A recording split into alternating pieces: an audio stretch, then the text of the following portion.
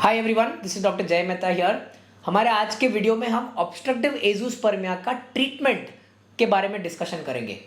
जैसे कि आपने देखा है, हमने हमारे प्रीवियस वीडियोस में बता के रखा है कि ऑब्स्ट्रक्टिव एज़ोस्पर्मिया में टेस्टिस में the sperm production is absolutely normal, but कोई ना कोई ऐसे जगह है पूरे पाथवे में, most commonly it is going to be the vas deferens, जहां पे ऑब्स्ट्रक्शन है।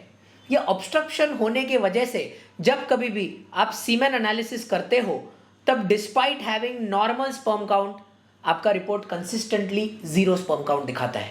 हमने ये भी डिस्कस किया है कि ऑब्स्ट्रक्टिव एज़ोस्पर्मिया में आपके हार्मोन के पैरामीटर्स, स्पेशली एफएसएच का लेवल नॉर्मल आएगा क्योंकि स्पर्म नॉर्मल बन रहा है, टेस्टोस्टेरोन के वैल्यूज नॉर्मल आएंगे।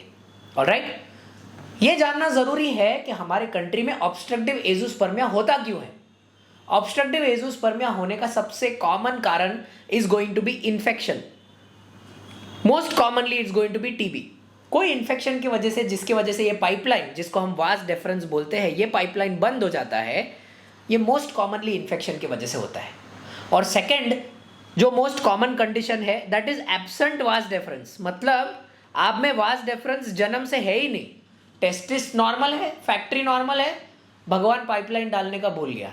मतलब गोडाउन तक स्पर्म पहुंच ही नहीं पाते। टेस्टिस में कितने भी बनने दो, पाइपलाइन ही नहीं है, स्पर्म पहुंचेंगे ही नहीं, स्पर्म बाहर ही नहीं आएंगे।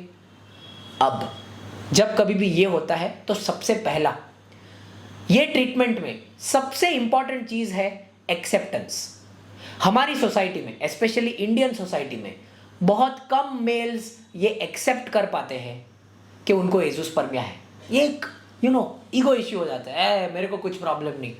ये एक्सेप्ट अगर आप कर लेंगे तो ये चीज का ट्रीटमेंट बहुत आसान है। सेकेंड, जब कभी भी हम एज़ोस्पर्मिया के ट्रीटमेंट के बारे में बात करते हैं, तब नॉर्मली 0 स्पर्म काउंट देख के लोग टेंशन में आ जाते हैं और लोगों को ऐसा लगता है कि भाई अभी तो उनको कंपल्सरली डोनर स्पर्म ही लेना पड़ेगा।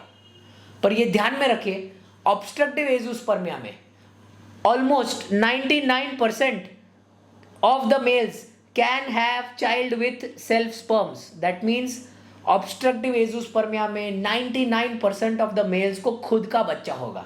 तो इस चीज को लेके एक्सेप्ट करने के बाद में हार मानने का कोई जरूरत नहीं है। तीसरी चीज एकदम सिंपल सी बात है, आपके घर पे अगर बाथरूम की पाइपलाइन चोकअप हो जाती है, ब्लॉक हो जाती है, तो आप लक्ष्मी माता की पूजा नहीं करते, राइट? कि मेरी पाइपलाइन बंद हो गई है, लक्ष्मी माता प्लीज ऊपर से नीचे आइए, पाइपलाइन खोल के दीजिए। आप क्या करते हो?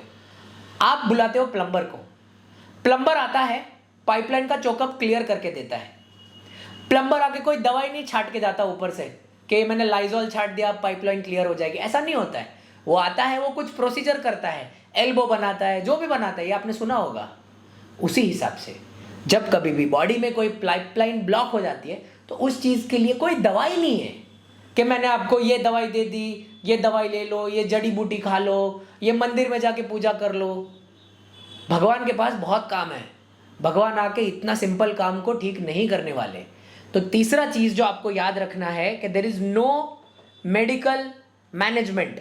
ऐसी कोई दवाई नहीं है जो कोई डॉक्टर आपको देगा जिससे आपका ये ब्लॉक क्लियर हो जाएगा और ब्लॉक क्लियर होने के बाद में you will be happy ever after. ऐसी कोई दवाई नहीं है।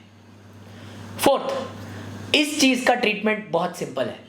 इस चीज में आपको सिर्फ और सिर्फ और सिर्फ अगर खुद का बच्चा चाहिए तो आपको लगेगा इक्सी।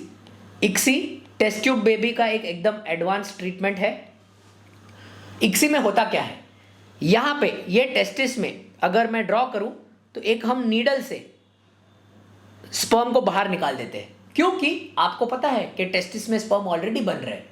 ये जो स्पर्म को हमने बाहर निकाल दिया, इस स्पर्म को हम आपके फीमेल पार्टनर के एग के साथ में फ्यूज कर देते हैं।